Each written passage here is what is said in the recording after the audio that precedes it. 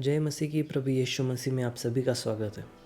मेरी यह वीडियो उन क्रिश्चियंस के लिए है, उन नए जन्मे मसीहों के लिए जो प्रभु में आने के बाद भी पाप कर रहे हैं, एक ऐसे पाप के जाल में फंसे हुए हैं जिनका वो बार बार पश्चाताप करते हैं, लेकिन उस पाप के प्रभाव से बाहर नहीं निकल पा रहे हैं। ज़रा गौर से इस चीज़ को सुनो कि क्यों आप पश्चाताप करने पर भी आपके जीवन से वो पाप नहीं जा रहा है, वो पाप की आदत नहीं जा रही है। क्योंकि आप जब पाप करते हो तो आप पश्चाताप तो करते हो, ज़रूरी है पश्चाताप करना, लेकिन उस पाप की जो आत्मा आपके जीवन में आई है उस आत्मा को आप नहीं डांटते। व्यभिचार की आत्मा है, जब आप व्यभिचार का पाप करते हो उस आत्मा को आप अपने जीवन में प्रवेश देते हो, आप अपने पापों का पश्चाताप करते हो, लेकिन वो व्यभिचार की आत्मा आपके जीवन में वैसी होती है। आपने जो आत्मिक संसार में दरवाजे को खोल दिया है उस दरवाजे को बंद करना ज़रूरी है, उस दुष्ट आत्मा को डांटना ज़रूरी है, उस गंदे आत्मा को आपके जीवन से निकाल देना ज़रूरी है। हालेलुया। केवल पश्चाताप ही मत करो, पश्चाताप के साथ उस दुष्ट आत्मा को डांटो जो आपके जीवन में काम करे, उस अफेयर की आत्मा को, डिवोर्स की आत्मा को, व्यभिचार की आत्मा को, हर पाप की आत्मा को, जिस पाप का आप पश्चाताप करते हो उस पाप की आत्मा को डांटने की ज़रूरत है। आज्ञा तोड़ने के पीछे हमेशा दुष्ट आत्मा का कार्य होता है। शैतान हमेशा 24 घंटा काम करते रहता है कि हम पाप करते रहें, हम पाप में जाए। और यही कारण है कि आप जितना प्रार्थना करते हो, चर्च जाते हो, सब कुछ करते हो, लेकिन फिर भी आप अपने आप को पाप से छुड़ा नहीं पा रहे, आप अपने आप को छुटकारा नहीं दे पा रहे। जैसे कि मैंने कहा था कि पाप के पीछे, आज्ञा तोड़ने के पीछे शैतान काम करता है, दुष्ट आत्माएं काम करती है। आदम और हव्वा ने पाप किया था, आज्ञा तोड़ी थी। क्या ये अपने आप हुआ था? बिल्कुल भी नहीं। इस आज्ञा तोड़ने के पीछे, इस पाप करने के पीछे एक आत्मा काम कर रही थी जो वहाँ पर सांप बनकर आई थी, यानी शैतान। आज भी शैतान वैसे ही काम करता है। हम जब पाप करते हैं हम उस पाप का तो पश्चाताप करते हैं, लेकिन हम उस दुष्ट आत्मा को नहीं डांटते जो हमारे जीवन में प्रवेश कर चुकी है। हमें आत्मिक युद्ध की प्रार्थना करने की ज़रूरत है, हमें डांटने की ज़रूरत है।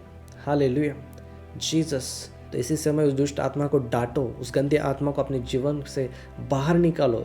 डांटो यीशु मसीह के नाम से, वो दुष्ट आत्मा आपके जीवन से निकल जाए। हालेलुया।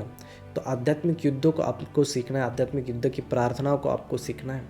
हो सकता है आपके पूर्वजों से भी यह पाप की आदत चली आ रही है, हो सकता है यह जनरेशनल कर्सेस होंगे, यानी आपके पूर्वजों के श्राप जो पीढ़ी दर पीढ़ी आगे बढ़ते जा रहे हैं, अब वह श्राप आपके जीवन पर है।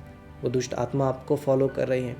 आपके पूर्वजों ने, किसी ने वह पाप किया व्यभिचार का, और वह दुष्ट आत्मा अभी पीढ़ी दर पीढ़ी फॉलो कर रही है।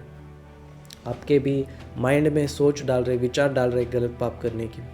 तो आपको ज़रूरत है उनके कर्सेस को तोड़ने की, ब्रेक करने की, पूर्वजों के श्रापों को यीशु के लहू से तोड़ देने की। हालेलुया।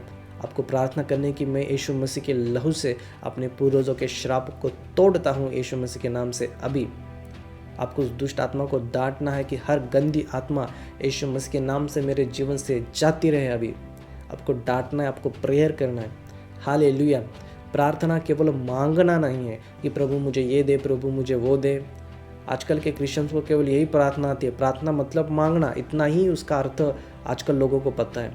लेकिन आपको आध्यात्मिक युद्ध की प्रार्थना सीखनी होगी। हमारा युद्ध है, हमारा झगड़ना है दुष्ट आत्माओं के साथ। हालेलुया। और आप उसके साथ झगड़ोगे कैसे आप युद्ध करोगे दुष्ट आत्माओं के साथ? ऐसे, परमेश्वर मुझे सहायता कर, परमेश्वर मेरी मदद कर। इसे झगड़ना नहीं कहते, इसे युद्ध करना नहीं कहते। आपको बोलना है, आपके शब्द बोलना है, आपको डांटना है। हालेलुया। यीशु मसीह ने कहा था कि इस पर्वत को तो बोल कि अपनी जगह से दूसरी जगह चला जा, तो वो हो जाएगा। हालेलुया। यीशु मसीह ने ये नहीं कहा कि पर्वत हटाने के लिए प्रार्थना कर। बहुत बार हमें प्रार्थना की नहीं बल्कि हमें आज्ञा देने की ज़रूरत होती है। यही यीशु मसीह की शिक्षा थी। हमें केवल प्रार्थना नहीं करनी, हमें आज्ञा देनी है। हमें हमारी समस्याओं को, हमारे प्रॉब्लम्स को हमें बात ही करनी है। हालेलुया। Praise Jesus. आपको पूरी तरह से छुटकारे की ज़रूरत है प्रियो। तो हम इस विषय पर बात करें कि कैसे हम अपने आप को उस पाप के जाल से निकाल सकते हैं। नंबर 1, आपको पश्चाताप करना है। नंबर 2, आपको उस पाप के दुष्ट आत्माओं को बाहर निकालना है, डांटना है। ओके। थर्डली, आपको पवित्र आत्मा के अधीन होना है। प्रभु आप सभी को आशीष दे।